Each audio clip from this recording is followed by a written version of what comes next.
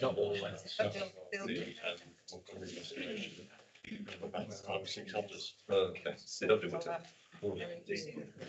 I said to get thank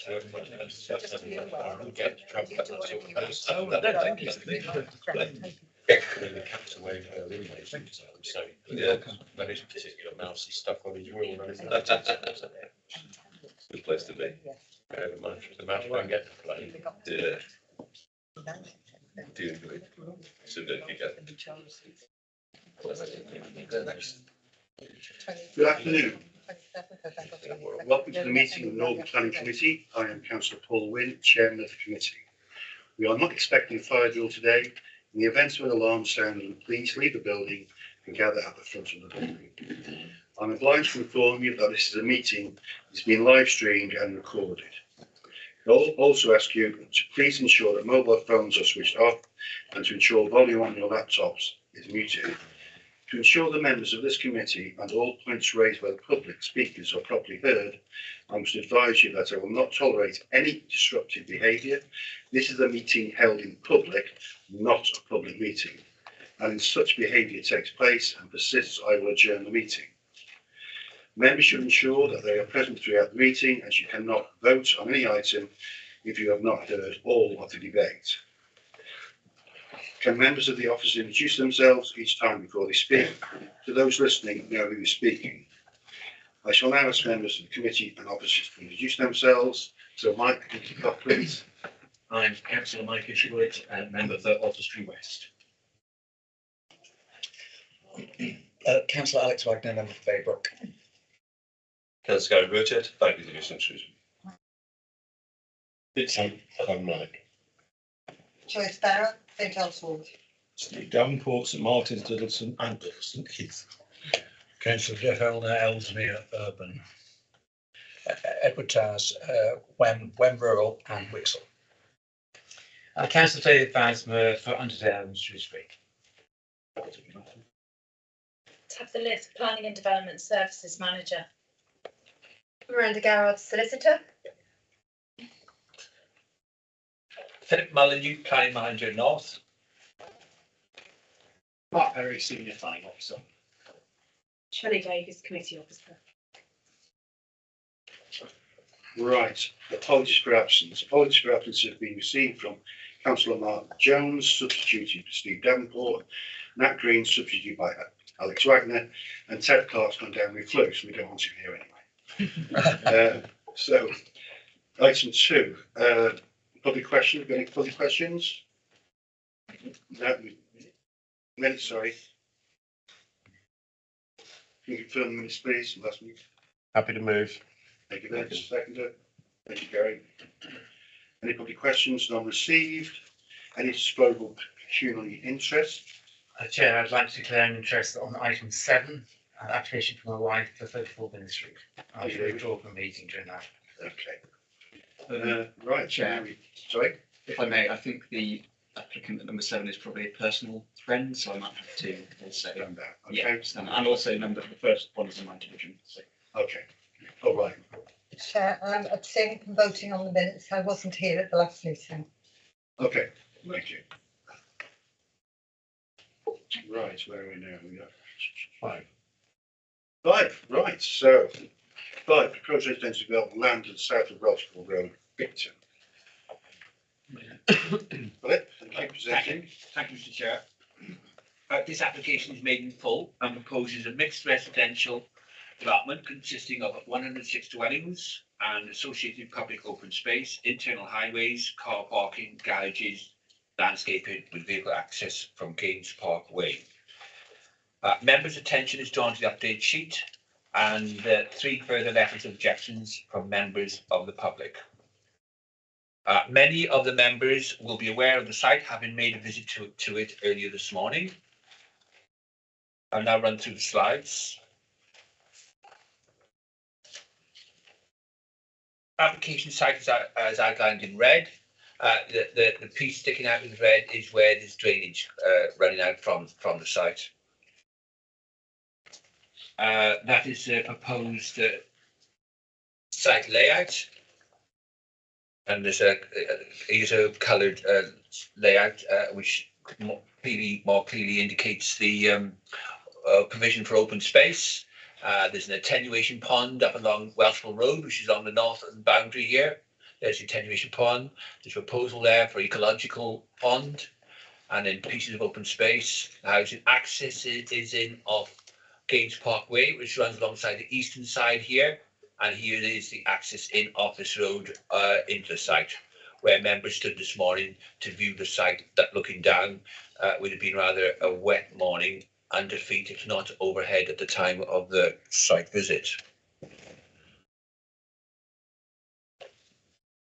Next slide is indicative of the indicative plan of what the layout will look like. Right, I think sorry, excuse me a minute, I think I've jumped some slides here.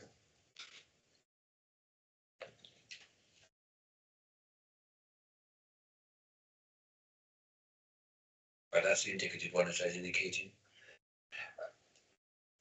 It's a mixture of detached, semi-detached and terraced two-storey dwellings. There are a few 2.5-storey dwellings, these known as the Cheltenham range, when referring to your report. Amended plans were received during the application processing period, which reduced the number of 2.5-storey dwellings in favour of more 2-storey dwellings. The application makes provision for affordable housing at a rate of 20%. These are spread out throughout the site in accordance with the colour markings of the units as indicated on the overhead slide. So the ones coloured either brown or green.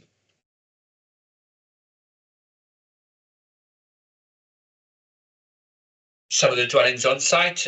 This happens to be a sample now of the different types of dwellings. There's quite a number of detached houses, 3-bedroom and 4-bedroom, as per the report.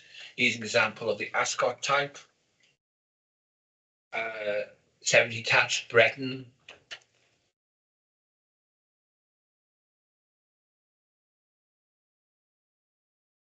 Another 70-detached type, Coxley, terraced, Moxley, and so forth. Also provided is for many of the dwellings are detached garages, either twin garages like this one, or single bay, all of single story in height. Provision is made for phasing as per the colours as outlined on the overhead plan with development on site.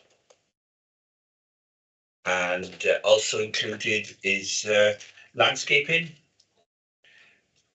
which is considered acceptable, making provision for appropriate boundary treatments. Members will noted this morning when on site how well Gaines Park has matured into the landscape, making use of native boundaries. Retention of existing mature veteran trees is also included. These were pointed out to you while you were on site. They are to become a feature of the landscape layout with biodiversity and green connectivity in mind. This is considered by officers to be an important feature towards a successful development on site, bearing in mind how Gaines Park, located alongside the eastern side, as I've indicated, as integrated into the landscape. The site being as it is on the urban edge of the built-up conurbation of Shrewsbury. There now follow some photographs of the area. That's Welshpool. I'm sorry, I'm not too sure. Parkway. I think that's Gaines Parkway, isn't it? Looking at it. Welshpool Road, looking from Castle Lane end. That's Gaines Parkway, which access is leading onto, which has got a 40-mile-per-hour speed restriction on it. And that is the site itself. Grade 4 agricultural land. It got some dips in it, but it's not steep in its land topography. And that is the junction of Gaines Parkway onto Welshpool Road and the front of the site, which is the northern side. And again, a better view looking down Gaines Parkway. Application, as indicated, is for 106 dwellings on an allocated site that forms part of the Shrewsbury Sustainable Urban Extension West, Whistle, it is disappointing that the application does not make provision for any single-storey dwellings. Scale and design, along with unit sizes, is considered acceptable given the location. The breakdown of the dwelling sizes is as outlined in paragraph 2.2 of the auditor's report. The applicant did engage in pre-application advice with the council, and overall the development as proposed is considered acceptable and makes good provision with regards to layout and design, along with open space provision.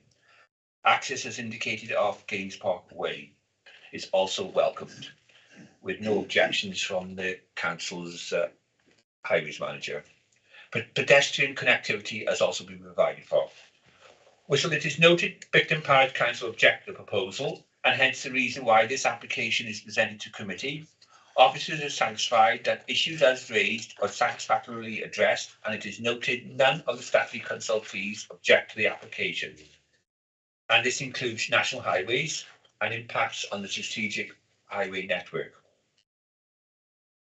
Also noted is the fact that Shropshire Council Ecology, raised no objections as outlined in paragraph 4.9. The European Protected Species 3 test matrix attached as Annex 2 to your report. The application is also accompanied by a draft Section 106 agreement, which will make provision for affordable housing at a rate of 20%, and this is in line with the recognised affordable housing expectations for this area. Also considered accept as part of Section 106 will be open space revision and its long-term management, along with a financial contribution towards North West Relief Road. This is in accordance with policy and the SUE West Master Plan. In conclusion, this application is considered acceptable and makes provision for a well thought out housing development with good open space and layout provision in a style considered acceptable given the location, with adequate consideration to surrounding residential amenity and privacy.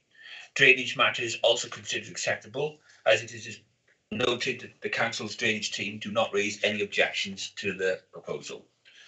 The recommendation is one of approval, subject to the signing of a Section 106 agreement in relation to the on-site affordable housing provision, open space provision, and a financial contribution towards the North West Relief Road, and the conditions as set out in Appendix 1 attached to the report, and any amendments to these conditions as considered necessary by the Assistant Director. That concludes my presentation on this application, Mr. Chair. Thank you.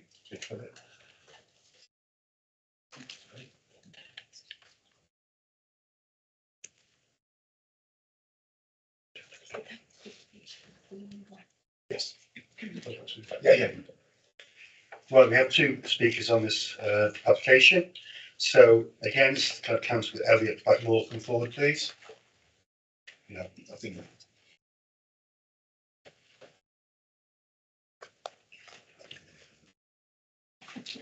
Right, you have 3 minutes. Would you like a 30-second warning? Please.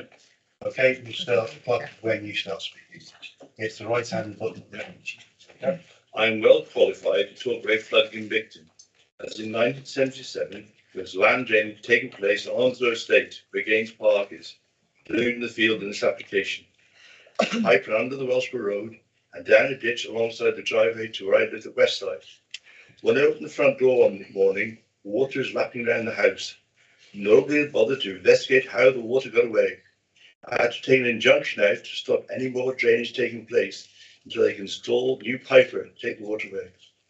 At present, water from Shepherd's Lane, Oxenpool, Gaines Park, Wellsborough Road, Shrewsbury Bypass, Onslow Estate, Grange Bank, Bicton Village, all goes into Bicton Brook and an already creaking system. It barely copes now before the new David Wilson homes or those 106 new properties are built, plus proposed North West Relief Road. Yesterday I had a site meeting with our Bicton clerk and a local landowner whose fields are continually flooded. Water flows down Calvert Lane to get to Lower Calvert Lane, known locally as Pig Lane. But David Wilson constructed a pipe under Calvert Lane, connected to the system as swale. The one that pumped empty last week, only when it got to the first new pond, I believe killed them all with the dirty, muddy water. The brook eventually passes under Pig Lane in a very low-lying area. through a meter pipe. Yesterday it was filled to within 2 inches from the top. The brook then runs through an open ditch, altered when the new A5 bypass was constructed over 30 years ago. There's many trees growing in it. This ditch is responsible to the Highways Department, but no works have ever taken place. It eventually goes on the Holyhead Road through an open ditch behind Victon School, which will reach the property on Victon Lane. The open ditch in the garden was replaced with a meter pipe with the authorities, and they're told it will last 30 years. That time is gone. This pipe must be at least 100 yards long. When it went under Victon Lane by the church, they came across a sewer pipe in the way. It had to cross, so they laid the water pipe over it, severely reducing its size and creating a dam. With there being no grid to the pipe, any debris over the years have been able to enter.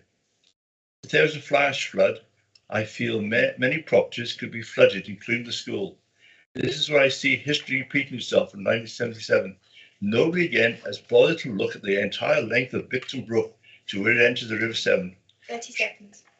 Shropshire Council's own drainage officials have said they believe the plans are acceptable. I think the information just supplied proves this incorrect at the moment, and no more works take place until the correction works are taken. Hence, Victon Parish Place Plan clearly states bungalows are urgently needed. Thank you, councillor. Well timed. Right, we have a speaker 4. Could Olivia Carr come up, please? So we have 30 seconds. Would you like a 30-second warning? Yes, please. Okay, we'll start when you start speaking. Thank you, Chair, and good afternoon, members. The site is located within Shrewsbury West Sustainable Urban Extension, which is identified in the adopted core strategy as a strategic location for development to help meet the town's future and housing and employment needs. The scheme proposes 106 high-quality family homes comprising of 1, 2, 3 and 4 bedroom properties. This also includes policy-compliant 20% on-site affordable housing, equated to 21 affordable units in total. The site will be accessed by a single vehicular access point off Gaines Park Way in the southeast corner of the site. This arrangement, along with other matters such as on-site parking provision, have been deemed acceptable by Shropshire Highways team. The scheme seeks to encourage the use of sustainable modes of transport, including through pedestrian connections to Gaines Park Way to the southeast and to Welsh Pool Road to the northeast, with pedestrian crossings provided at each point of connection. EV charging points are also provided to all dwellings. Other key features include a comprehensive landscape scheme, which has ensured an on-site biodiversity net gain is achieved. This includes a landscape buffer along the northern boundary, a wildlife pond, enhancement to hedge roads, and street tree planting. The Council's Ecology Officer confirms that the scheme is acceptable. The scheme also includes a locally equipped area of play in the northeast corner of the site, which will be secured with fencing around the perimeter. Policy compliant level of public open space across the site is achieved. A surface and foul water drainage scheme has been submitted as part of the application, and the Council's local drainage authority confirms that this is acceptable. A range of different house types have been selected to create a development which respects the character of the area, whilst also ensuring a visually interesting and modern development. In addition, the Disley house type, of which there are 8 across the site, provides single-storey living. All dwellings will be built in accordance with the nearest quartile of the building regulations to ensure maximum energy efficiency levels, including measures such as mechanical ventilation systems. As well as going through the formal pre-application advice process with council officers, and will carry out a thorough stakeholder engagement process, including a briefing with Councillor Leslie Picton and Councillor Alex Wagner, briefings with Victon Parish Council and Shrewsbury Town Council, and an in-person public consultation event. Throughout this process, Sam will have worked collaboratively with key stakeholders and local residents to deliver a scheme that respects its surroundings, whilst bringing forward the much-needed residential development within the urban extension. The technical documents accompanying the planning application demonstrate that there are no significant constraints which would preclude the delivery of the proposed development, 30 seconds. and there are no objections from statutory consultees. The proposal responds positively to the objectives and policies of the adopted development plan and is compliant with all other relevant material considerations, including the adopted Shrewsbury West Sustainable Urban Extension Master Plan document. I hope that you're able to support your officer's recommendation and approve the application, and thank you very much for your time. Thank you very much. Well timed again. Okay. Sam, would you like to say a few words?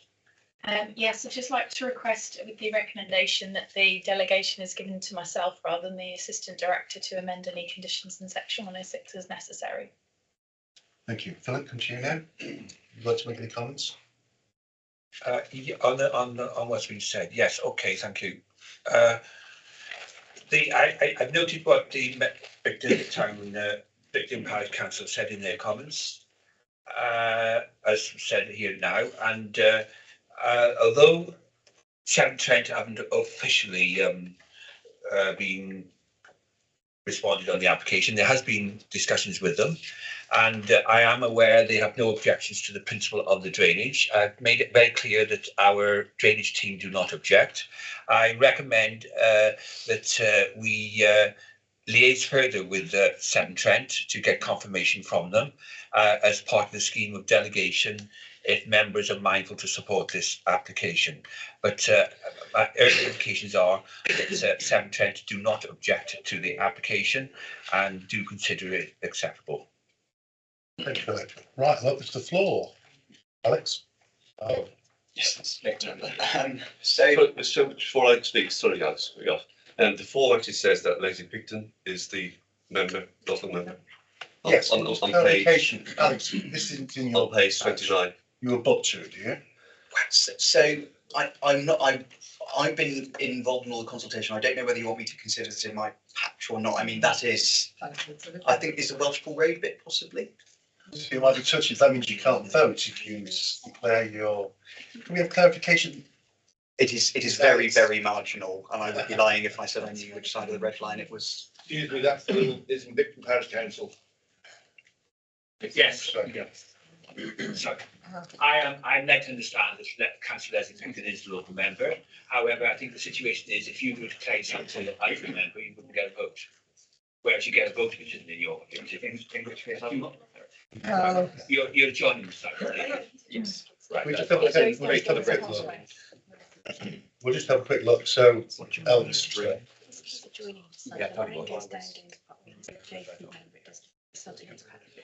Okay. Yeah, Miranda's just, the solicitor's just confirmed I'm correct in that you were joined. Yeah. So you want to speak to this? Fine. I absolutely do. That's Yeah. that's a boost.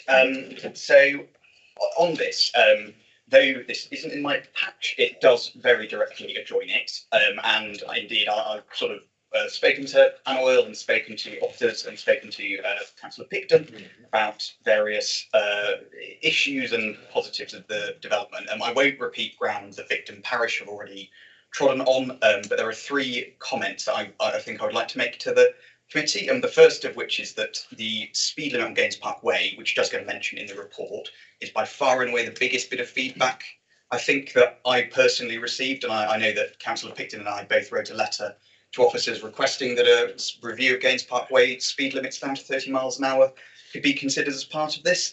You know, that road on the east of the development is 40 miles an hour. There are currently no crossings on it at all. There are currently no footpaths directly on it at all. There's been a lot of talk about building sort of car islands. That needs to be addressed quite directly, which leads me on to my second comment for the committee and for officers, which is that it is conditioned that prior to the development, this is in the highways 4.1.1, it's conditioned that in the interest of pedestrian safety, the Welsh Pool Road pedestrian crossing is fully implemented before this starts. It's also conditioned that all the estate streets are completed before this starts as a condition. I don't see it explicitly mention the potential crossing on Gaynes Park Way in those conditions, and I was wondering why that is, or if that's covered by another part of the report.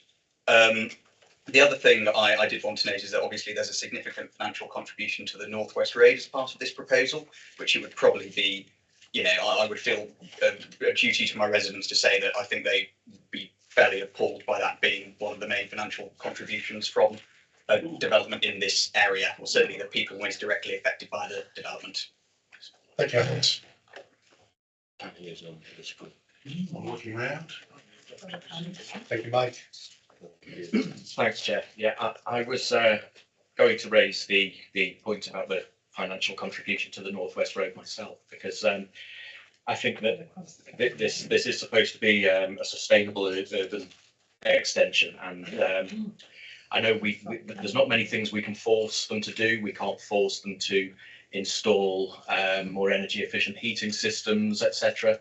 I'm pleased about the affordable housing, pleased about the electric vehicle point, but I would want to propose an amendment that if we are granting permission for this, that the section 106 contribution to the Northwest Road is split evenly between the road and local cycling and walking infrastructure, because I think that's equally as important as investing in roads. Okay, Vince. Well, only really to say, Chair, I take on board what Mike Isherwood has said, and that I think is a bit of a discussion, right? But I think really we need to. Well, I'm just going to make the comment that this is a non-political committee, and I understand that some folks like the Northwest Relief Road and some folks don't.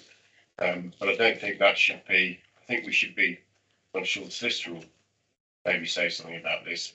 We have to deal with the planning application that's in front of us. If the Northwest Relief Road never went ahead, then that sort of contribution wouldn't be used for it. If it did go ahead, then it would be. I think it is a point of debate what Councillor Isherwood said as to whether it should be, some of it should be used to make provision for it, but whether we could debate that or not here, I'm not sure. I'm looking for some guidance, I guess. I would have thought so, but I just like to add, it's part of the master plan. This site forms part of this SUE West, where there's and part of the larger master plan, for which there's contribution required from development on it towards Northwest. It isn't just this site; other sites have had to comply with it as well, including the currently under construction housing site on opposite side of the road. Well, you come back on that, yes. Thanks for that clarification, Philip. In which case, it's perhaps not too much of a debate to have on it because it is part of the master plan. So I think it's an interesting point that's made, and perhaps something that can be taken on board for any future developments. I appreciate what the parish councillor has said about concerns about flooding. My patch has flooded 3 times in 3 years. Because of the significant amount of rainfall we've had. And if the last time that patch flooded was in 1977, I would perhaps go as far as to suggest perhaps you know those concerns are not there. It could have been an individual thing back then. It's a long time ago. You know, getting on for what 25 odd years ago. So well, even more than that, actually 50 odd years ago. So I mean, I'm minded to support this. I don't think it's part of the urban development scheme that Sue. I think it's there's a good provision for low cost housing. I did take on board the parish council's comments about a lack of bungalows, but I do also appreciate that sometimes these things need to stack up to be financially viable for the developers, and they've already made a good and significant contribution by the proposed amount of affordable housing.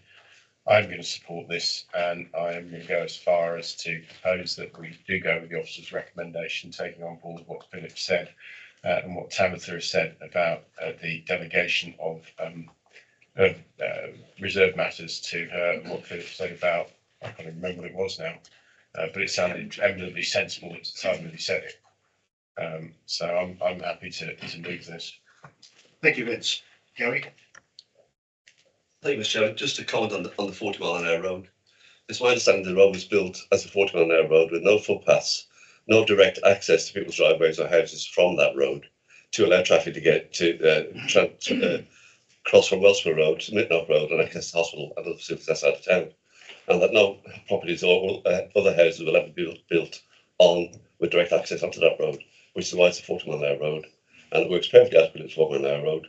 There are other roads in town which are 60 mile an hour roads which should be reduced. But I'm also of the opinion that we don't take speed limits on roads into account when we pass applications. That's for the highways decision.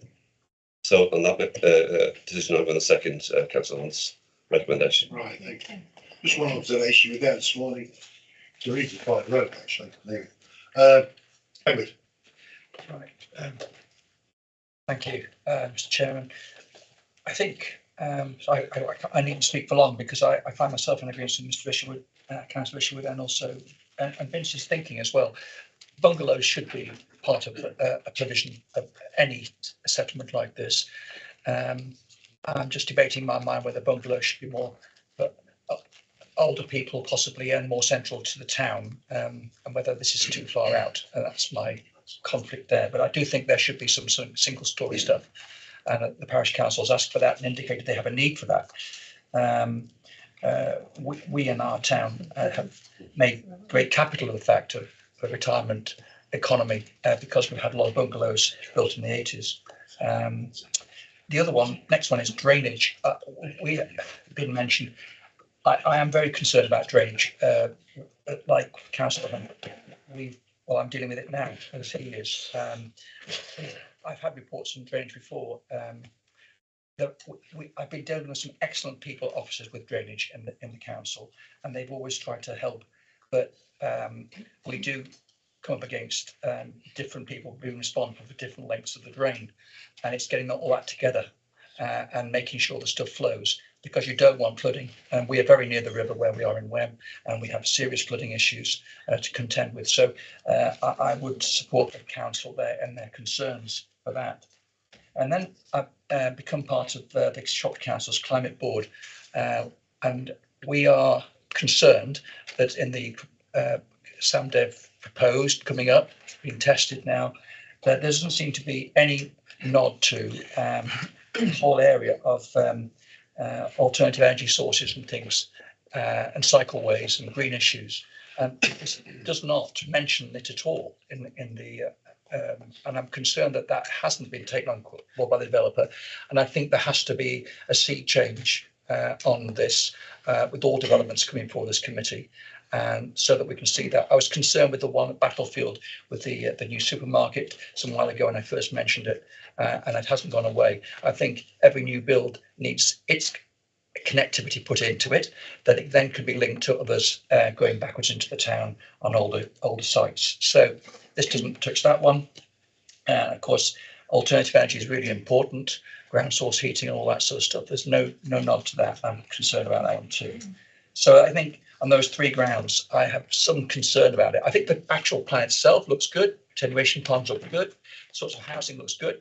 No problem with that at all. It's just these other issues that help the infrastructure, I suppose, I'm concerned about, that I'd like to see addressed, and whether they could be made as conditions or something, or that if we agree to it, it doesn't go ahead until these things are put in place. And it lies with you, Tabitha, to sort that out afterwards for us, and so be it. But I do think that probably we need to stress as a committee sometime, there has to be a line crossed that we say, come on, climate change issues are important and we need them adhered to, and on any development that this committee sees in the future. Thank you. Thank you, Ed. I just want to clarify a few things about bungalows. Please. First of all, with regards to bungalows, there's nothing in policy to indicate applicant has to provide an element of bungalows. The development itself does provide for a good, what officers consider is a good range of sized dwellings, from 2-bedroomed up until 4-bedroomed. Members will have noted this morning, there is quite a high concentration of bungalows actually alongside Gaynes Park Way. So it isn't that the area hasn't got bungalows in it, albeit I accept this application is for 2-storey dwellings and a few 2.5 storey, making use of the roof space.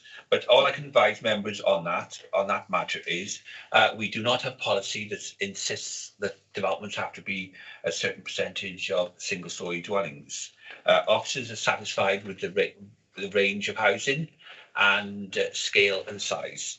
On the drainage matter, I must remind the member, your drainage team within the council have raised no objections, and as I've indicated earlier, we have been in discussions with Severn Trent, and I would advise in the recommendation that it's subject, if members are mindful to support the application, that it's subject to no objections being received to the application from Severn Trent, who I'm quite happy to, if need be, to discuss further, having listened to what the member of the parish council said on the drainage issues. But those issues have not been raised to me by either Severn Trent to date or our drainage team.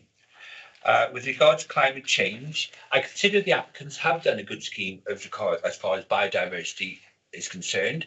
As indicated on the plan, the siting contains good areas of open space and good additional tree planting, along with a wildlife pond in the corner. And from a biodiversity perspective, this is considered acceptable. With regards to house building and green strategies, that would be a matter which would come under building control legislation. Thank you. Thank you. Steve?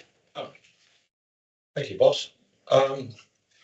Again, I'm not wishing to repeat what everybody said, but I'm a big advocate of bungalows, and I've always had them built on my own wood.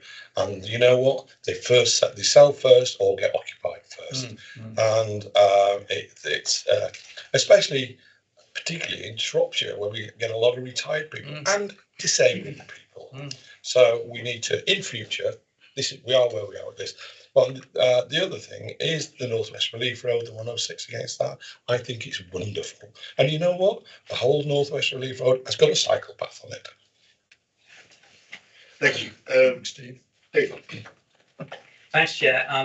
I support many of the comments that have been made already, so I won't go over all those. But just my concern is, I think what Philip said earlier on in his presentation about pedestrian connectivity is provided for within this development, and I didn't, looking at it, and also having the experience this morning of being on that road alongside, I didn't feel as though there was much pedestrian access, much pedestrian opportunity there. I wondered whether you could expand on that, Philip. Yes, the applicants are proposing a zebra crossing across Russell Road, and I understand there's connectivity within the site with a path running down the side towards the zebra crossing on Wellspool Road. Obviously, I can't remember every map in detail. With members' permission, perhaps they'd like to ask the agent who is present today, can she elaborate any further on what I've just said? Happy to, if that's okay. Yeah, so there's a new pedestrian crossing proposed on Gaines's Parkway and Welshpool Road. So the pedestrian crossing on Welshpool Road includes the provision of a dropped curb crossing, including a refuge within the carriageway, along with a footpath connection into the internal site layout. And then the pedestrian crossing on Gaines Parkway, again, drop curb crossing, an extension of the footpath to link onto the existing footpath along Gaines Avenue. Thank you. Joyce? No, actually, sorry, Chair, I did say it was fine. I was going to address something that Philip said. Thank you. Alex? So on the same topic of pedestrian crossings, I've sort of skimmed over it earlier, but to ask it more directly, it's in the conditions and the highways that the Welshpool Road crossing will be completed before the development hereby being permitted first occupied. Yeah, so that's conditioned early. The construction of any new estate streets is conditioned to happen early. The ones on Gaines Parkway don't appear to be mentioned in the 4.1.1 highways conditions as to sort of have to happen imminently. Is there a particular reason for that, do we know, or is that just, could that be, because it just seems slightly odd to me that the Welshpool Road ones are specifically mentioned as a condition, whereas the Gaines Parkway ones aren't. Let them have a look and we'll go to Dave because he wants to ask some questions. Okay. Right. Yes, I just wondered about the pavement alongside Gaines Parkway, because it's just in my experience this morning of walking along there. I know it may be different, but I felt quite vulnerable walking along that road. And I wondered whether there was any consideration of having a part of the financial benefits from this development that a pavement's constructed. I'll say one thing. I felt fine on that road, actually. I didn't use much traffic at all. I was walking quite happily down there, but there you go. Perhaps I didn't recognise you.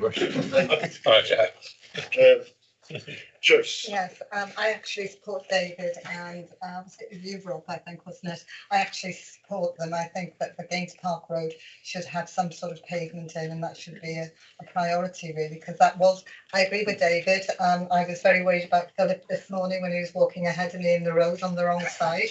Oh, so I was. He's got a shiny top. So I actually would support that. If it's not conditioned in, can we please condition it in? Thank you. Possible. Yeah, yes, councillor, was it Alex Wagner, what he just commented? I think conditions number 14 and 15 can be amended to include reference to the crossing on Gates Parkway. He's quite right, it does refer only to Rossall Road. So that could be Yes, conditions number 13 I and propose that in that case then. conditions 13 and 14 can be amended to accommodate that. If the proposer accepts it. Yeah, I was actually going to come in and say I'm happy to include that. It does seem eminently sensible to ensure that those are done. And seconded, happy with that? Yeah. Thank you. Mike, you speak?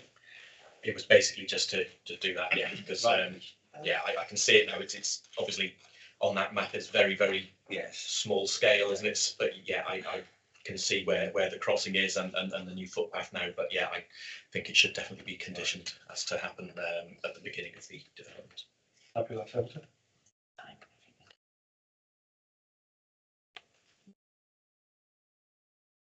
Senator? Yeah, I think we need to just speak to the applicants about timing, because the understanding is you want this done early on, like everything else. So we need to get confirmation from the applicant, because it will be pre-commencement that they agree to that. Preoccupation they're talking. The preoccupation. Yeah. Okay. Hold on, I'm trying to find it. I think preoccupation would be the sensible thing, because nobody's going to be using it until anybody's living there.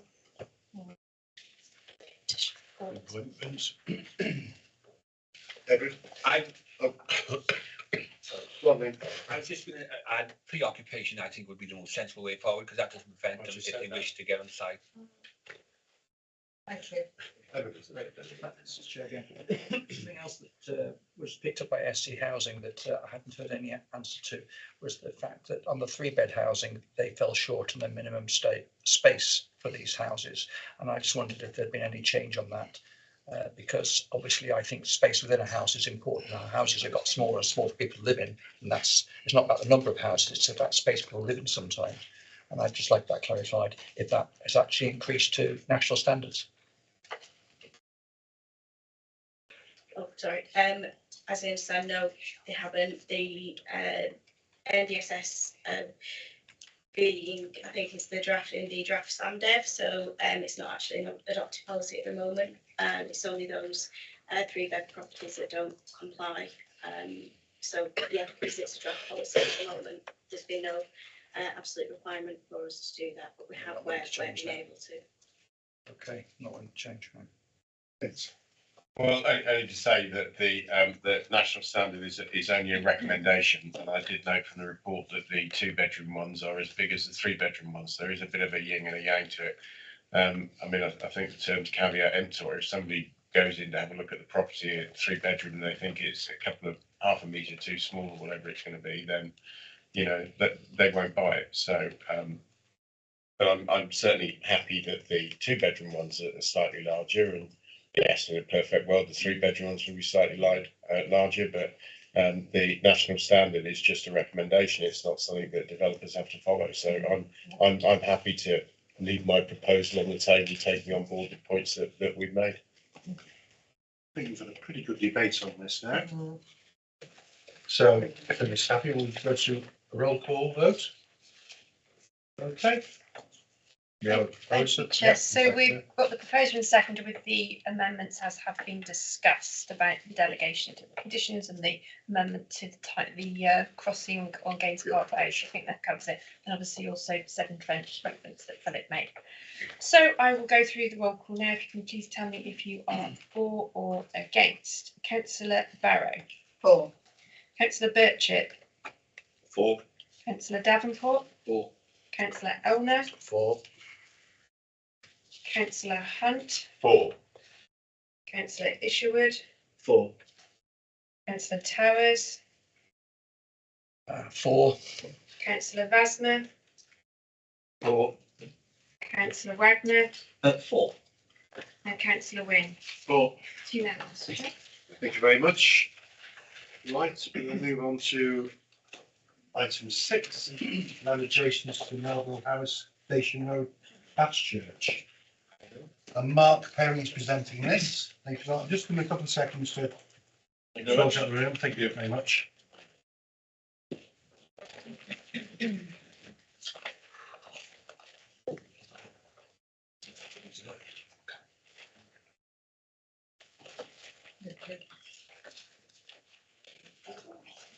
Okay, Mark.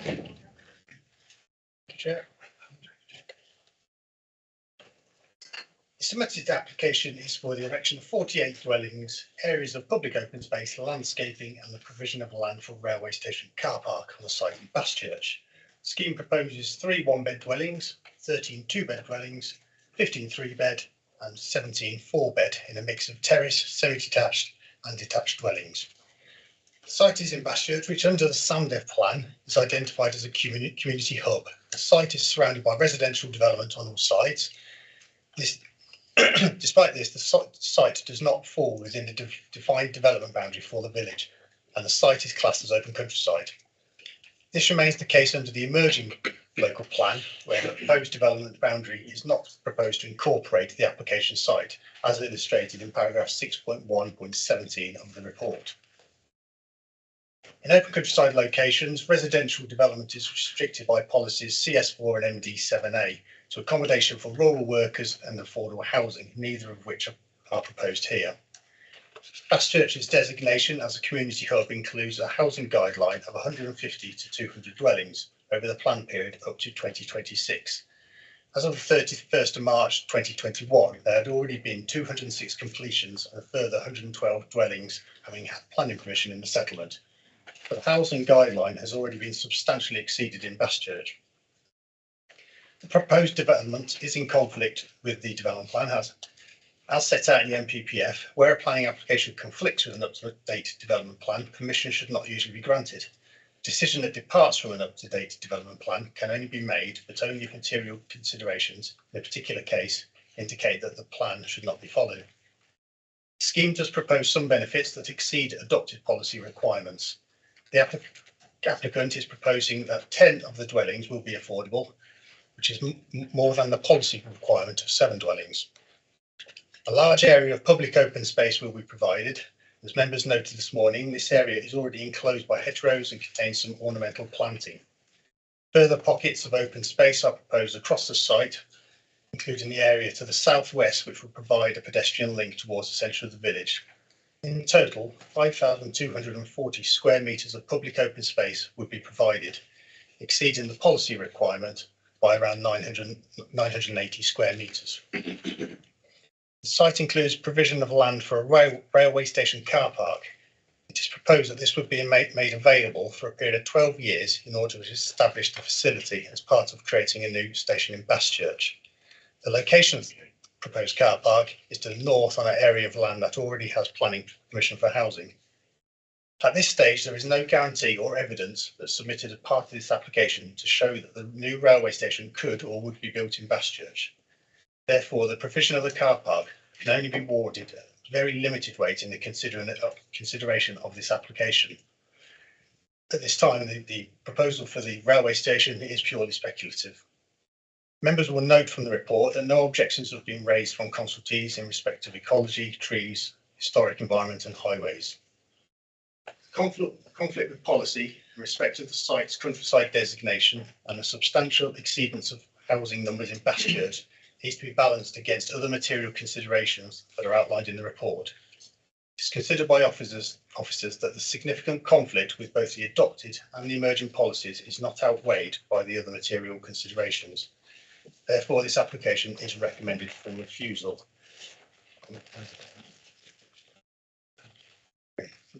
So yeah, I've just flicked through the plan. So all of the house types are 2-storey, with the exception of a couple of bungalows that are proposed. So there's a mix of terrace, semi-detached and detached dwellings.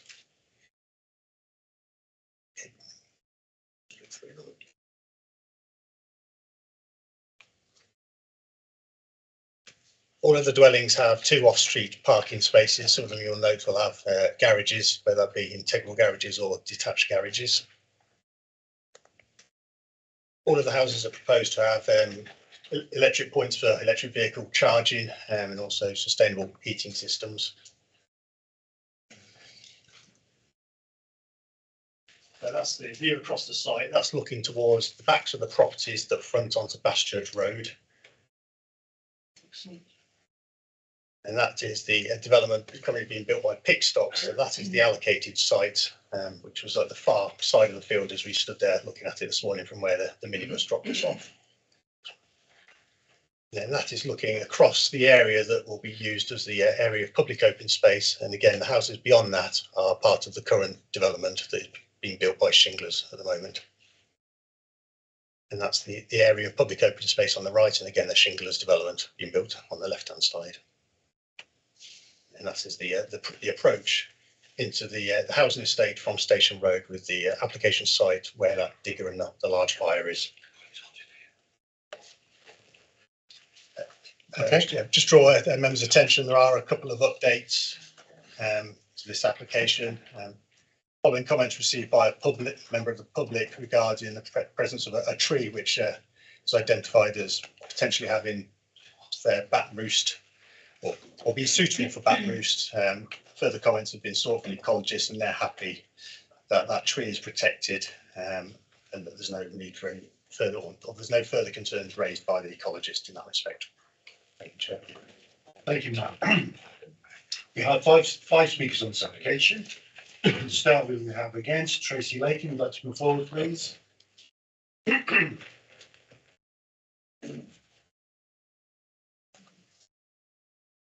Sorry about the heating here, everybody. It's stifling. It is. Hence, we just opened the door. Right, Tracy, you have 3 minutes. Would you like a 30-second warning? There you go. Right hand button. Tracy, right side. Yeah, good. Okay. Right, I speak on behalf of a number of objectors. However enthusiastic the support for the station is, it needs to be recognised that a railway station in Bastchurch is at present little more than an aspiration. There hasn't been a feasibility study, a business case, no detailed designs, and there is no funding. The only detailed study to date conducted by the Rail Partnership concluded that of all the sites they looked at along the line, Bastchurch was the least viable location. The railway consultant says that funding for any future projects is currently unclear. He also says that support would be needed from March's LEP and Shropshire Council, but the project does not appear in any of their strategic plans. A new station in Bastchurch does not meet the essential criteria set out by the Rail Future Group. The site of the old station is now significantly constrained. There is no evidence that the space being temporarily offered is going to be sufficient to accommodate all the parking required, the integrated transport interchange, coach and vehicle access, etc. The fact that there isn't even space for both platforms. The only space available for the Shrewsbury bound platform is some distance away on the other side of the main road, suggests that the suitability of the site is now questionable. The railway station would increase traffic, congestion and car emissions locally. It is wrong to suggest it is now or never for a railway station in Bastchurch, as there's not a specification and no sites have yet been evaluated. No one is in a position to say whether this or any other sites in the village will be suitable. The offer of land for parking only has value if the new station can be delivered. As the likelihood of that cannot be assessed with the information available, the perceived benefits are of insufficient weight to justify consent. Bastchurch was given a generous allocation of new housing. As we've already heard, that's been exceeded. 318 houses agreed against a guideline of up to 200.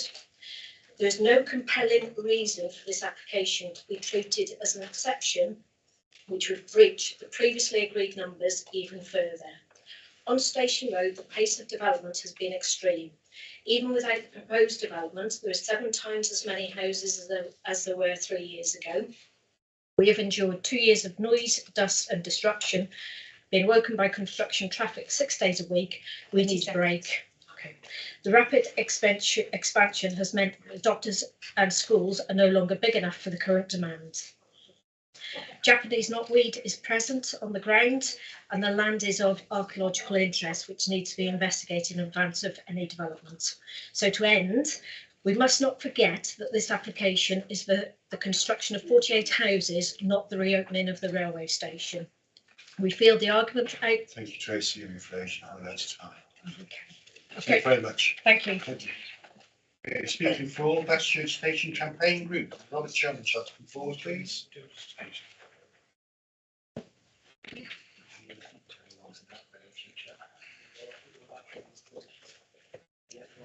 Robert, you have 3 minutes. We've got a 30-second warning. Yes, please. Okay. Okay, good afternoon. I would like to address you on behalf of Bastchurch Station Group, which is a community organisation campaigning to restore our access to the railway network. In assessing this application, the officers have correctly pointed out that the land's designation is outside the current area earmarked for development, and have quite rightly brought the reasons for an objection to the attention of the elected representatives. But I propose that the many positives within the overall scheme are sufficient to allow the elected representatives to feel confident enough in the wider community benefit the scheme will bring in order to grant permission. The piece of land to be developed is no longer what any reasonable assessment would consider open countryside. It has no significant value for commercial agriculture anymore, since it is now surrounded by existing and ongoing development. None of us need lecture members and officers of a council which has already declared a climate emergency on the desperate need to develop sustainable, reliable and accessible public transport systems within a county where the problems caused by increasing traffic dominate so much of the financial and social concerns of the authority and the population. Any action that leads towards the provision of a station to the north of Shrewsbury, which will take thousands of car journeys off a road network largely created for farm traffic, is to be supported. If we are to try and tackle environmental damage and climate change in more than just words, we have to do something. And here is something that has widespread public support and makes sense. I suspect it is quite unusual for the committee to meet where there is such public support for a scheme like this. You have today the opportunity to do something positive for the people of this community in the short term, and also the potential for something significant for the wider community in the longer term. Whilst officers have performed their duty diligently, the reality of the site, as you will have seen this morning, and its potential in providing overwhelming benefits for the community both locally and across Shropshire, should not be overlooked because of a technicality. I urge you to approve this development and help us on the path to restoring a railway station in Bastchurch. Robert. Okay, we have Councillor Andy Woodthorpe from Bastchurch Parish Council. Come forward, please.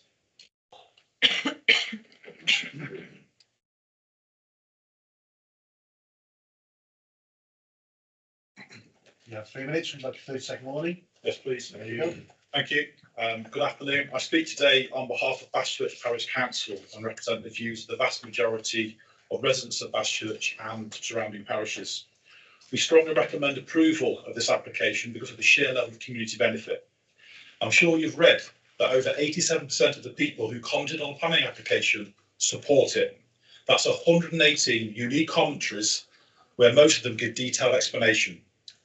Some of the themes: affordable housing. We recently undertook a right home, right place survey. 22% of the respondees said they were thinking of moving, but that's not the whole story. I have a further 40 paper-based responses. 36 make specific mention of the need for more affordable housing or housing where residents can downsize to in Bastchurch. This proposal helps deliver those needs. The station.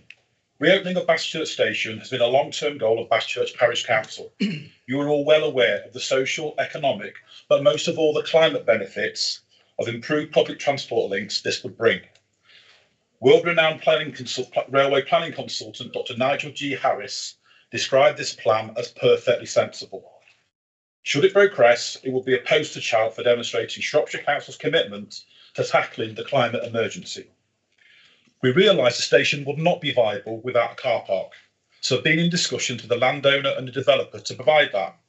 The proposed car park land already has planning permission for housing, which the developer is willing to forego should this application be granted. If it's refused, we believe the opportunity to reopen Baschurch Station will be lost forever. The link road. Provision made for a link road to Iton Lane. This would relieve pressure on the busy Baschurch Crossroad junction at peak times, but also negate the need for residents, many of which are school age, to walk along the narrow pavement on Station Road, which then needs crossing. The link will also make the station much more accessible on foot or bike to residents on the northern side of Baschurch. Infill land. You'll have seen this morning the development land is not open countryside, but is indeed a natural infill, with open space provided within it. We strongly believe this land will be used to development in the future anyway, but then without the current benefits offered. The Parish Council previously has recommended this land for inclusion in the next plan. The objections. Most of the objections have been on behalf of residents who are adjacent to the proposed development land. In terms of local infrastructure, which some of the objections mentioned, 30 seconds. Baschurch Parish Council already negotiated with the doctors regarding a larger site for their practice. The secondary school had a smaller year 7 intake school, year 7 intake for its capacity. The primary school recently built an extension. In summary, this application has strong support from residents of Baschurch and surrounding villages because of the sheer level of community benefit offered. We hope you can approve what our residents say that they want. Thank you. Thank you, Andy. Well spoken. Right, local member, Nick Risley, to come forward.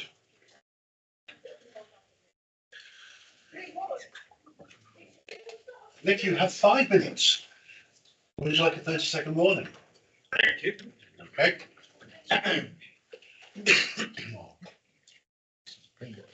Well, good afternoon, members.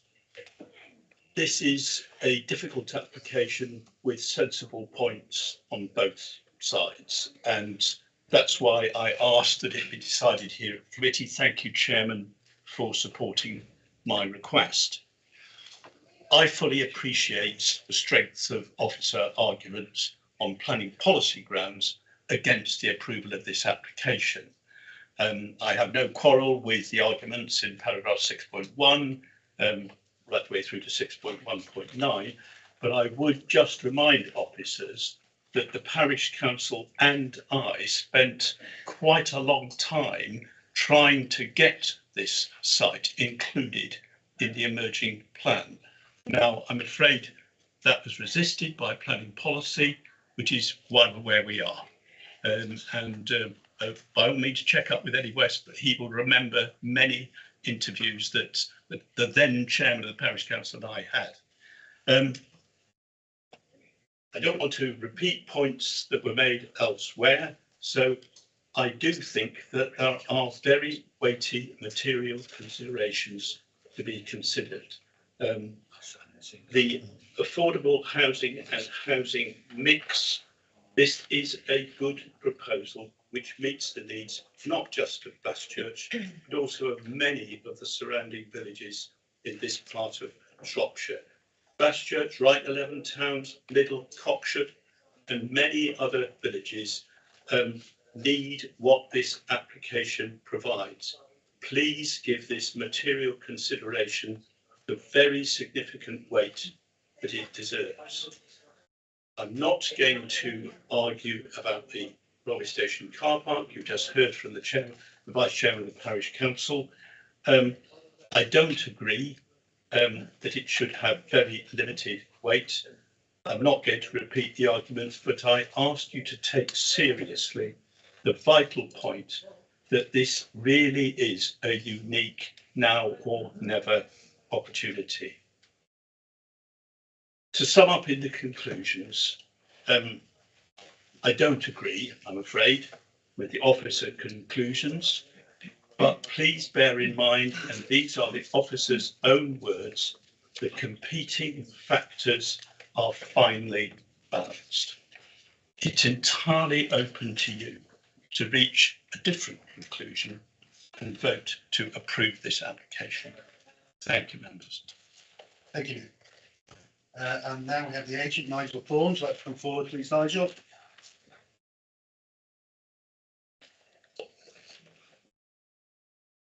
So I need to tell you, you have 3 minutes. You've got 32nd morning. Yeah, that's fine. Thank you. Okay. The committee report in front of you is very comprehensive, and so I'll focus on the key issues. Firstly, officers agree that the details of the scheme are perfectly acceptable and the technical consultees have no objection. So the key to this project lies in the allocation of the site as open countryside, where particularly the restrictive policies CS4 and 5 seek to control new development.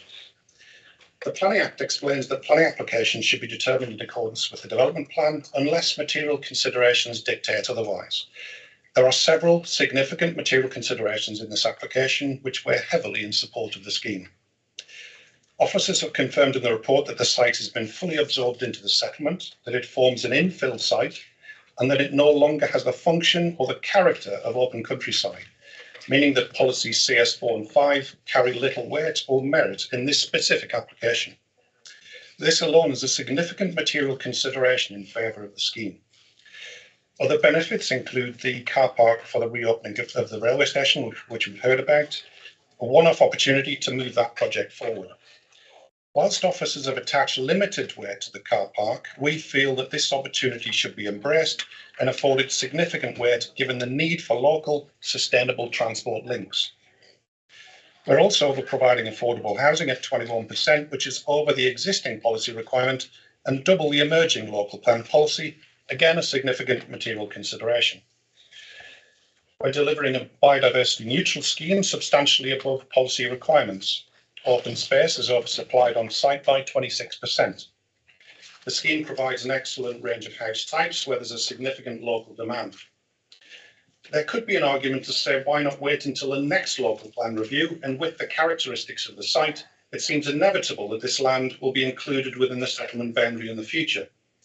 But there are very important reasons that the site should be brought forward now. A future scheme would need to be policy compliant, but would come forward with none of these additional benefits, which is a great loss for the community and a huge missed opportunity. For example, the station car park, which has an existing planning permission for housing, would be built upon by then, and so the opportunity for the station reopening would be lost. And the affordable housing, being only 10% in the emerging policy, is less than half the current 21% provided. So there are significant benefits in bringing the site forward today, and these benefits dramatically outweigh any conflict with the local plan.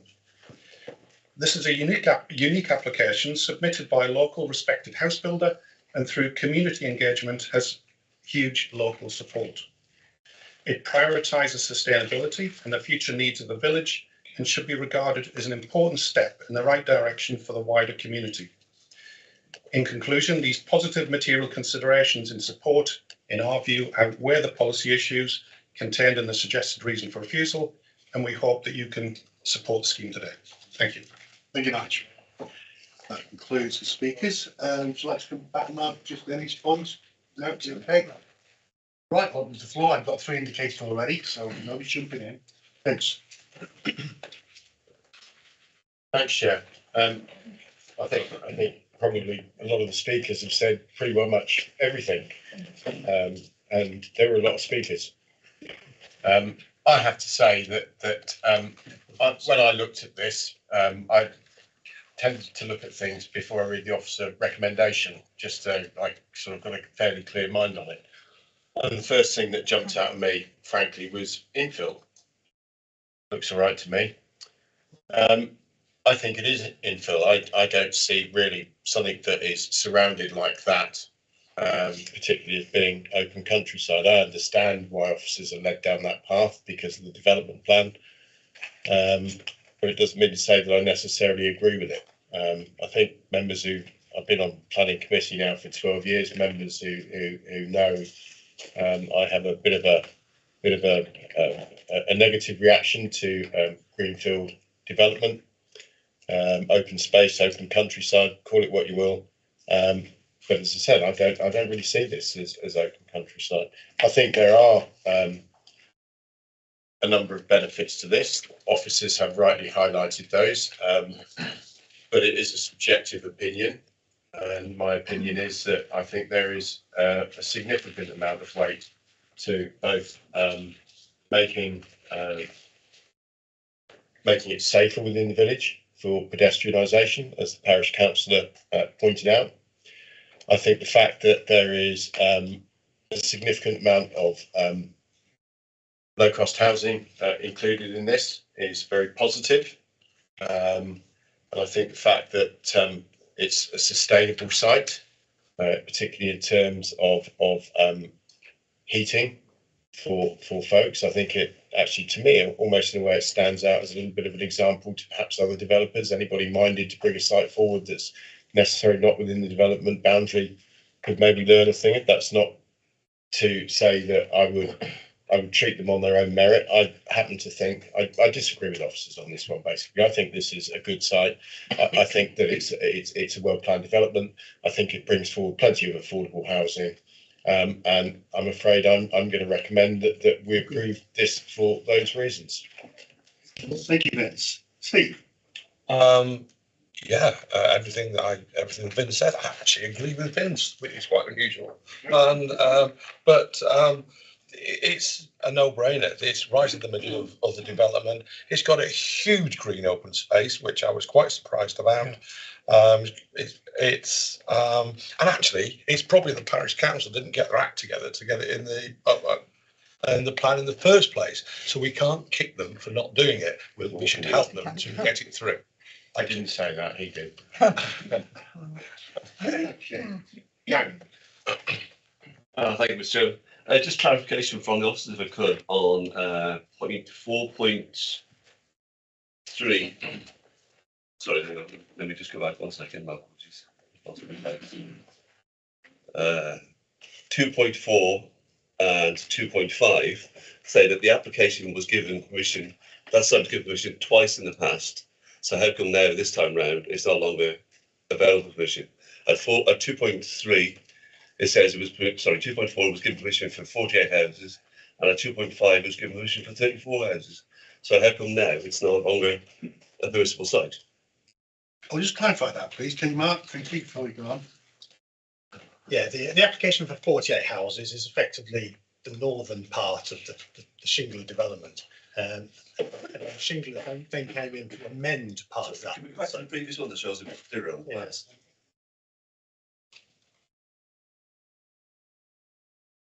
Yeah, okay. Next one.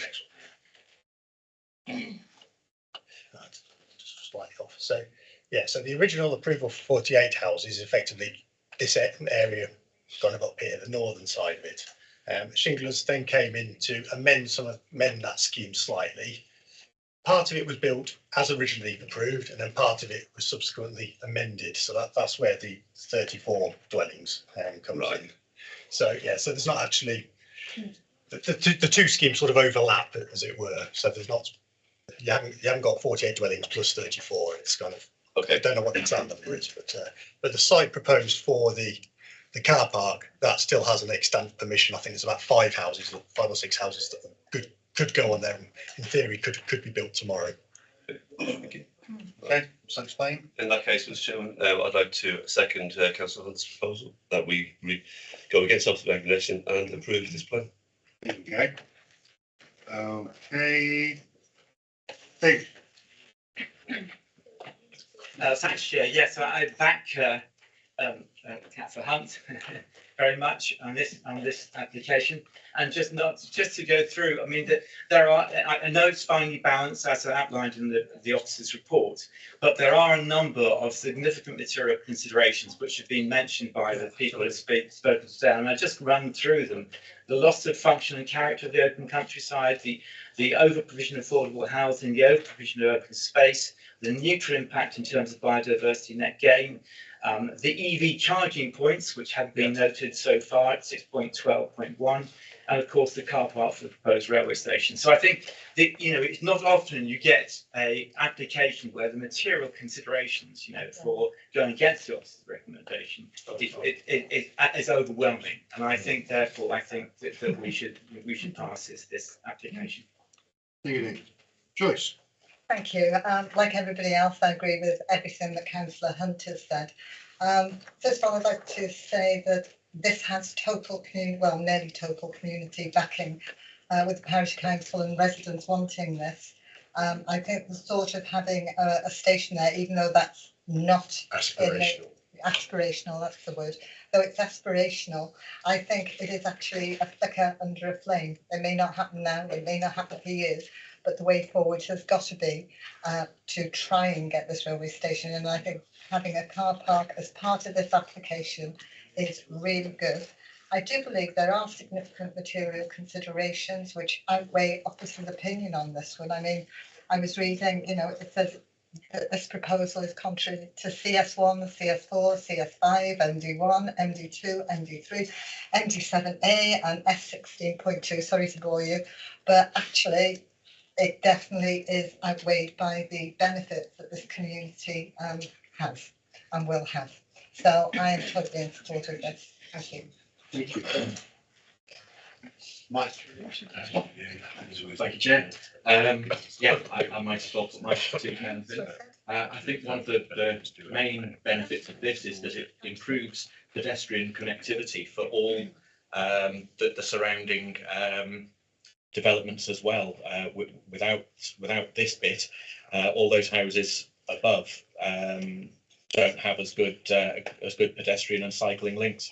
But I think it's just definitely worth saying that although in terms of planning weight, the car park for the station technically can't amount for much, but we all do have to be conscious that without that, then we would effectively be killing off that station having a chance of reopening.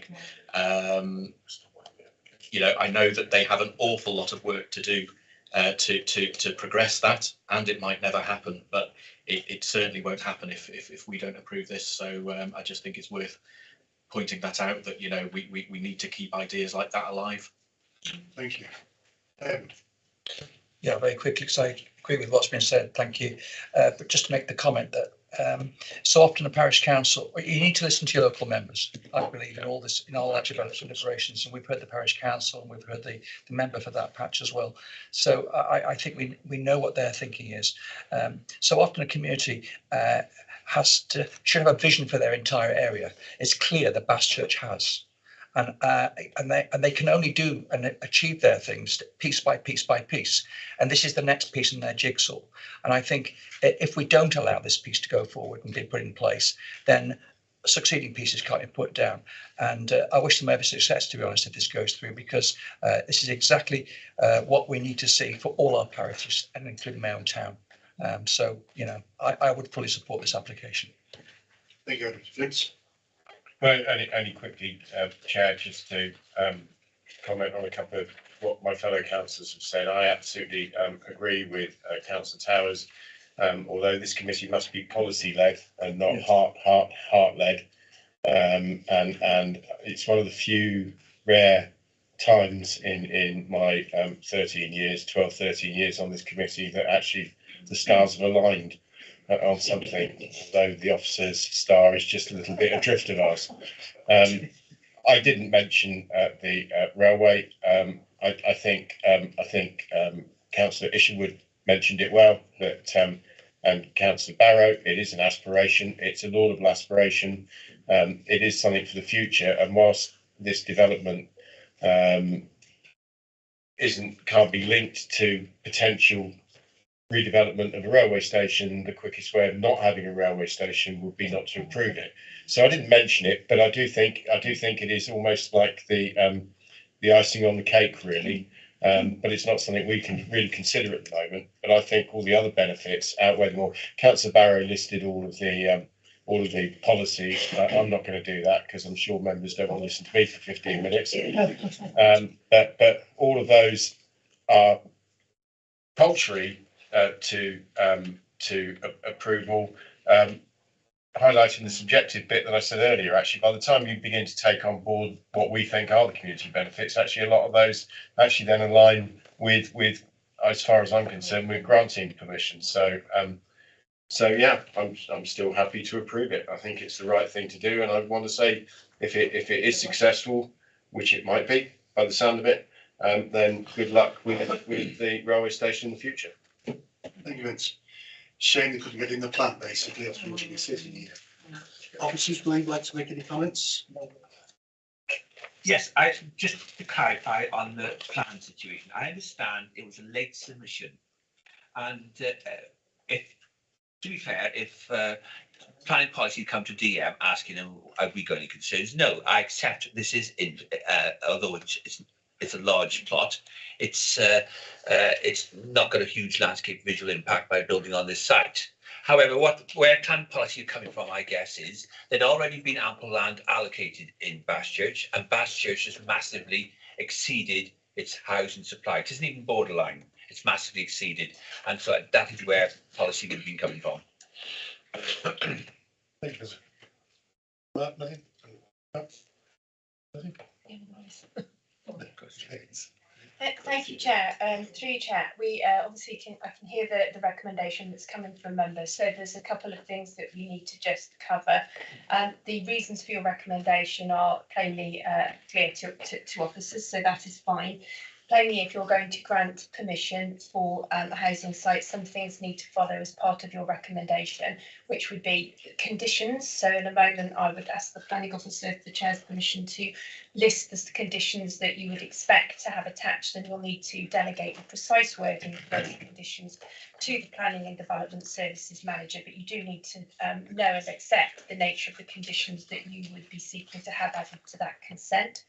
You will also need attached to that as officer's recommendation to certainly have a 106 agreement, because that will secure the affordable housing as put forward, the open space and future maintenance of that, and also the draft 106 seeks to secure the offer of keeping that car park land available for a period of 12 years for the station car park. So again, those would be the heads of terms for that 106. The draft one, as submitted, would need some further work, but we do have a draft to work on. With that in mind, I also I can hear what you are saying, members, but it is my duty to tell you about the limit. What you're being asked to do is give some weight to this offer of the car park land, which would be secured by Section 106. Now, in order to give weight to that obligation, you need to be satisfied, and it is a legal requirement in the SIL Community Infrastructure Levy regulations, that obligation is necessary to make the development acceptable in planning terms.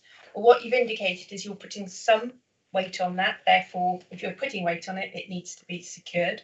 Directly related to the development, so what's being put before you is effectively, if we have this housing development, then we're not going to build on the car park, and that prevents it being taken out of the frame, I suppose. And fairly and reasonably related in scale and kind to the development. So, you know, that it actually isn't an unreasonable level of offer. We're not talking a car park, so for the whole village or something, and we're not talking something more than is reasonably required to achieve the objectives. So, I mean, the planning officer may wish to comment on those points that I have raised, but I am duty bound to raise that with members so that you are sure that it meets those tests, and obviously we just do need to hear about the conditions. Okay. Hang on, we've got a couple of speakers indicated on that. Thank you. Yes. Well, I think planning officers have a set of standard conditions, and I think those standard conditions will apply to this. I think our solicitor has raised a number of legal and water tightening proposals, which should be within the minutes, and I'm happy to take all of those on board, including obviously giving way to the SIL to ensure that the land remains not in perpetuity, but for a period of time, perhaps slightly longer, possibly. What was the suggested time? 10, 12 years? 12 years. I'd like to see that maybe moved up to 15. Because I think subject to that being okay, Miranda's ready to fire. No, I'd like to see that moved up to 15 years. And I think that obviously there'll be the 106 that needs to be done. I think I'm happy to delegate that to officers, whether it be to Tabitha or the assistant director, as you see appropriate. And I think that covers just about everything that you that you mentioned. Just to be absolutely clear, so officers are very clear what we're dealing with to negotiate the obligation in the 106.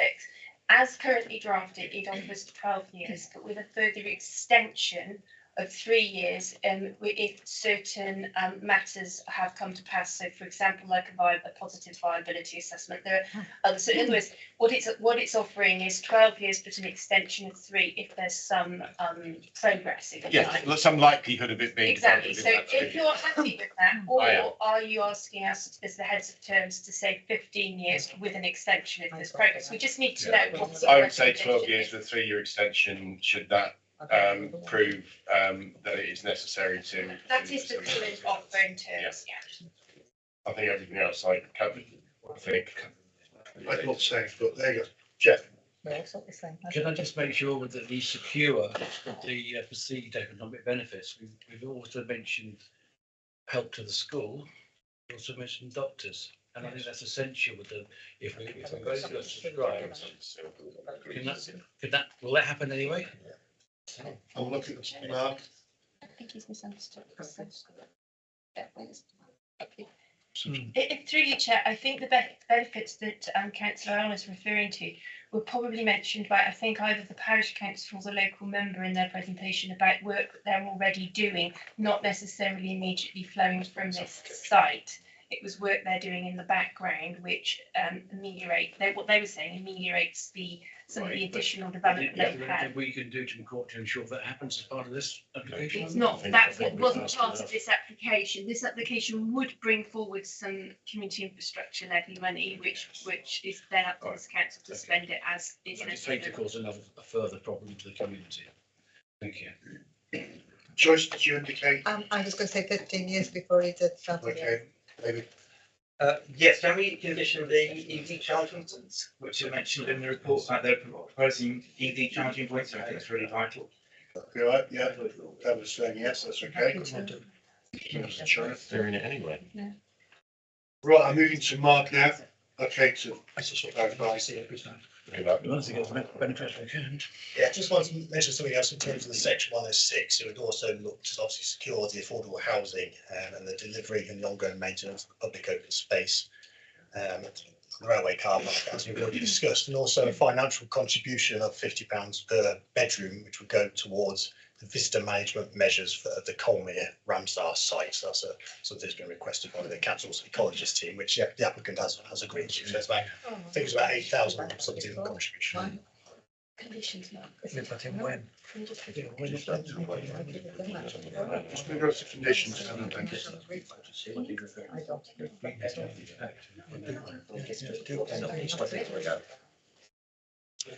Okay, in terms of conditions, first one is the normal time condition of which to implement the permission. Second one is the approved plans. Third, as I mentioned earlier, is about the Japanese knotweed that has been identified on site. Some assessment has already been done of that, and further assessment is needed, including providing an exclusion zone where no ground disturbance will take place. So that just needs to be submitted to and approved by the council. Fourth condition is that no development shall take place until we've had details of the various parts of ecology mitigation, which includes things like bird boxes in the houses, bat boxes, hedgehog friendly fencing basically. Fourth condition is that all vegetation clearance is carried out in accordance with the mitigation measures that have been submitted. Sixth condition is details of all the materials for the proposed dwellings. 7 is this prior to occupation submission of a habitat management plan, which will detail all the new habitat in line with the metric report that's been submitted and the landscape schedule. That would include details such as things that all habitats, measurements of the habitats for no less than 25 years, details of scheduled works, who's responsible for the implementation of the plan, monitoring scheme, possible remedial and contingency measures triggered by monitoring, feedback and financial and legal means in which the plan will be implemented. Condition 8 is that the archaeological work shall be carried out in accordance with the scheme of investigation that has been submitted and considered by the council's archaeologist. Condition 9 is details of the tree protection measures, making sure that no trees are willfully damaged, destroyed or uprooted. Condition 10 is details of all estate roads, lighting, constructional details, etc. Condition 11, details of the estate road construction phasing and the completion plan, and that needs to be submitted and approved by the council. Condition 12, details of the surfacing, layout, landscaping, drainage of the proposed railway car park, should that ever come to fruition. I think was mentioned, including condition requiring electric charging points for the dwellings, which I think would be very brilliant. Can I just ask for a point of clarification? We can't engage this one with application in Wem. This Colmere Ramsar site, Bastchurch is not Colmere. Wem wasn't Colmere. We have Wen Moss, we have Wixle Moss, we have Ellesmere. Why Colmere? I think any money needs to be spent. Yeah, I suppose it's the nearest point where people go to what their dog says, the increased pressure on that.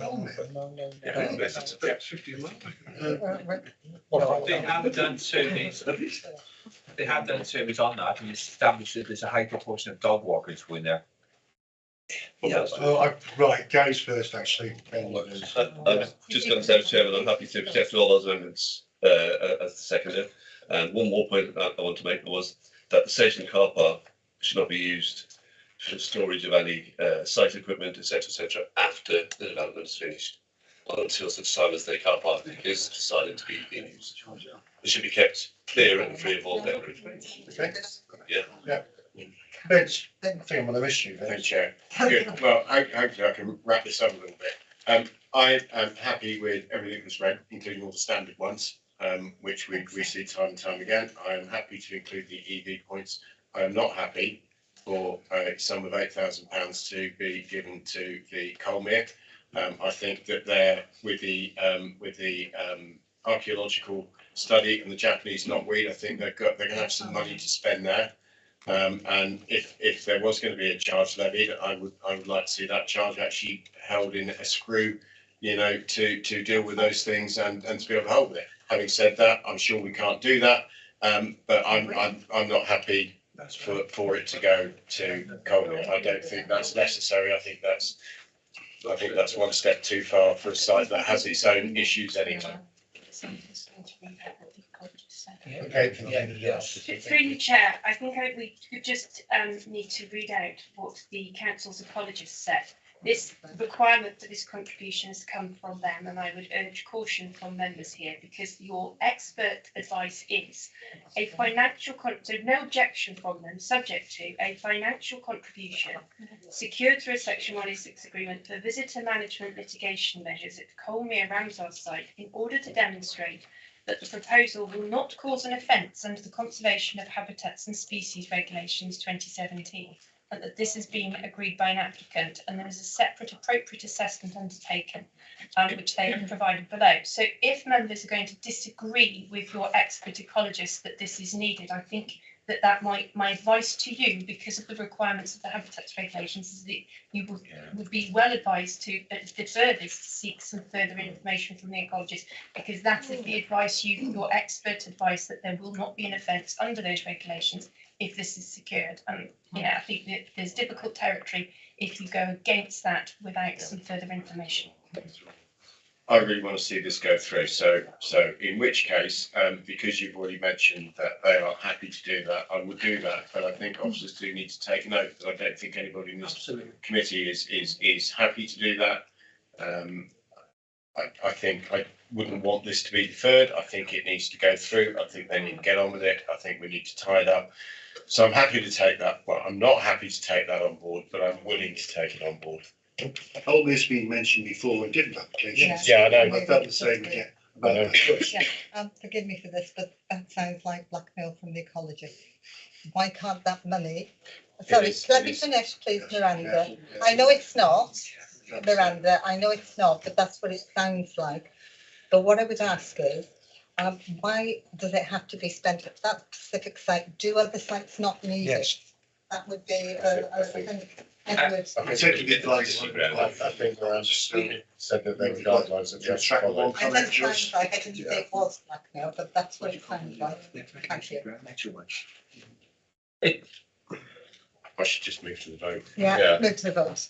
Yeah, that's what we wanted. I think we debated this long enough now. We've got a chat about it. We know where we're going. We can't think about it. Yeah. Can we? No, that's it. Why was it? Could I have anything further to add in my advice to members other than that is what I've given you about the expert advice from your colleges? Thank you. And I have accepted that advice, and I think it's up for members to make up their own mind now based on that. So we're going to move to the vote now, or to roll call. That's okay. Okay, thank you, Chair. We've got the recommendation for the reasons given with the appropriate delegations for conditions in section 1 of 6 agreement as discussed and noted. So please, if you'd let me know for or against or abstention. Councillor Barrow. For. Councillor Birchett. For. Councillor Davenport. For. Councillor Elner. For. Councillor Hunt. For. Councillor Isherwood. For. Councillor Towers. For. Councillor Vasmer. For. Councillor Wagner. For. Councillor Wynne. For. It's unanimous, Chair. Thank you very much. That's been approved. So now we move on to the next one. I wasn't going to just do a talk to them. A couple of seconds for the room to be cleared. We haven't finished yet. Come on. We've got more to do yet. Oh, I know, but I'll come back. You're going to be here to vote first. Oh, you. All right.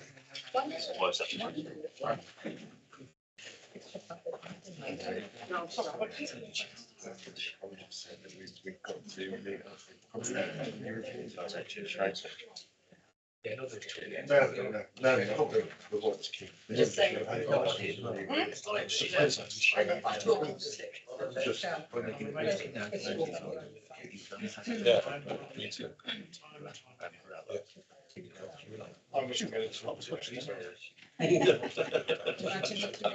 Okay, very controversial one now.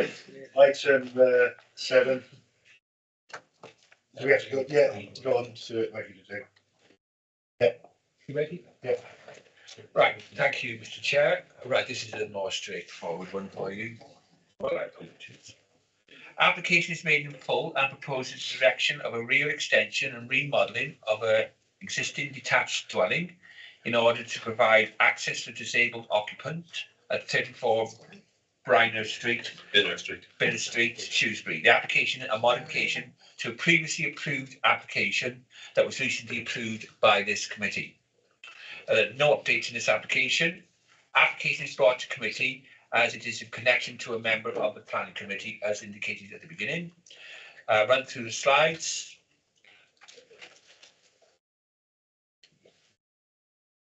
Right then, this location and block plan. Existing and elevations and floor plan. And then these are the proposals now, subject to this application. And a couple of photographs on the site. That's the rear, obviously, as it existing is. And that's a view from taken from wider field. The application, as indicated, is for rear extension and remodelling of the existing dwelling to what amounts to a variation to the previously approved schemes, and will not impact on the existing frontal elevation. The site is within a conservation area. The council's conservation team raised no objections to the proposal, and there's been no objections received to this application. And this includes members of the public and Shrewsbury Town Council. Impacts on surrounding residential amenity and privacy considered acceptable. In conclusion, the application is considered acceptable and the recommendation is one of approval, subject to conditions as set out in Appendix 1 attached to the report. That concludes my presentation on this application, Mr. Chair. Thank you. Thank you. Thank you, Philip. I should propose from the chair that we go the officer recommendation. I'm happy to second, Chair. Second. Any comments? No. All in favour? Thank you very much. That's passed. We'll get David One, back. two, and just one.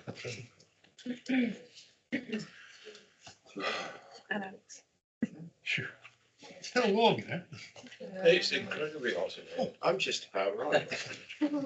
Sounds like Golden Glops and three bets, doesn't it? I'm just about right.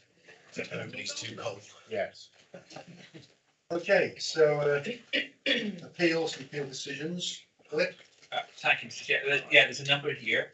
I'm disappointed with one of them, with the site at Orton by Wem. Sorry, I'm running ahead of myself there. Yeah, first number of appeals as other appeals as lodged and noted, and then we come on to appeals determined. There was one out of Cotton by which it has been allowed.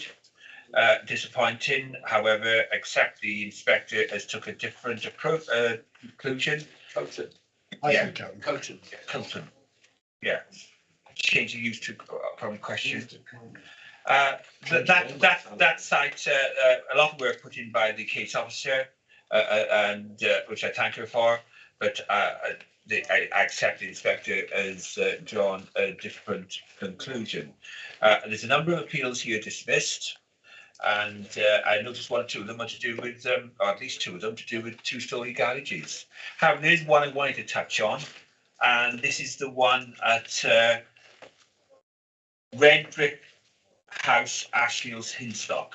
It was for, it's been dismissed, and it was to do with removal of conditions on a local needs dwelling. I'd urge members to read that decision very carefully, please, as it's an interesting one to read, with the issues we're having with these type of dwellings at the moment, albeit that we've been successful with this one. We haven't been with all of them, and this is one where the officer actually was ill just before the appeal deadline. I had to write it up myself one weekend, so yes, I am pleased we won it. But it does raise some interesting points, though, which I think, no, I'm emphasising it because of how I go on about the. You're emphasising because you won it. No. I'd like you to read it because it isn't clear cut one. I really have. You know, it does raise some interesting points which you need to bear in mind, please. Thank you. Okay, thank you. Item 9. So the next date of look on intention will be held at 2 p.m. Tuesday, the 7th of February 2023. Thank you very much for your attendance, everybody. On that meeting as I remind you, I will not be available for that meeting as I hope to be skiing in France. I think that's about something quick. Which Yeah, I have already told you that I won't be here for that meeting. Okay. Which one's that, sorry? The next one. Next one. Provided stores. Yes. Yes, I'm just reminding them. Yeah, okay. I'm still.